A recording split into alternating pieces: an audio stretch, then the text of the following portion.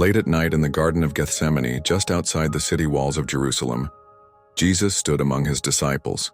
The air was thick with tension and sorrow.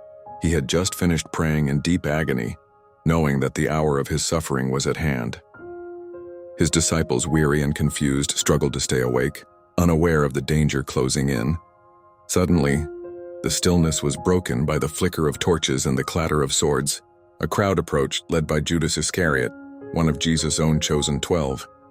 With him were soldiers, temple guards, and representatives of the chief priests and elders, all armed and ready for confrontation. Judas, who had left the Last Supper earlier that evening, had already plotted with the religious leaders. For 30 pieces of silver, he agreed to betray Jesus, identifying him with a kiss so the authorities could arrest him quietly, away from the crowds. As the mob drew near, Judas stepped forward, his face illuminated by torchlight. He greeted Jesus with the customary sign of respect, a kiss on the cheek. But this was no ordinary greeting. It was the signal for the soldiers to seize Jesus. Jesus looked into Judas' eyes, his voice heavy with sadness. "Judas, are you betraying the Son of Man with a kiss?" The question hung in the air, exposing the depth of Judas's betrayal and the pain of being wounded by a friend. The disciples, realizing the danger, panicked. "Lord, should we strike with our swords?" One of them cried out. Before Jesus could answer, Simon Peter, ever impulsive and fiercely loyal, drew his sword and struck the servant of the high priest, cutting off his right ear. The servant's name, as recorded in John's Gospel, was Malchus. Chaos erupted as the soldiers tensed, ready for a fight, but Jesus immediately intervened, commanding, "No more of this."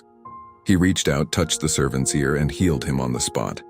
In that moment, Jesus showed compassion not only for his friends but also for his enemies, fulfilling his own teaching to love those who persecute you. Turning to the chief priests, officers of the temple guard, and elders, Jesus addressed them with calm authority. "Am I leading a rebellion, that you have come with swords and clubs? Every day I was with you in the temple courts, and you did not lay a hand on me. But this is your hour when darkness reigns." His words were a powerful rebuke. The religious leaders had plotted in secret, fearing the crowds who admired Jesus. Now, under the cover of night, they acted, thinking darkness would hide their deeds. But Jesus saw through their motives, recognizing that this was a moment when evil seemed to prevail. Not because God was powerless, but because it was part of a greater plan. The soldiers moved in, binding Jesus' hands. The disciples, confused and terrified, scattered into the night, just as Jesus had predicted. Peter, who had just wielded his sword in defense, now followed at a distance, his courage wavering. Jesus was led away to face a night of trials, false accusations, and ultimately crucifixion. Yet even in this dark moment, his actions, refusing violence, healing a wounded enemy, and submitting to arrest, shone with the light of love and faithfulness.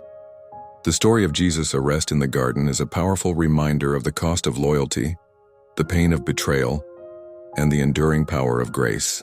Even as darkness seemed to reign, Jesus' response pointed to a greater victory and a love that would not be overcome.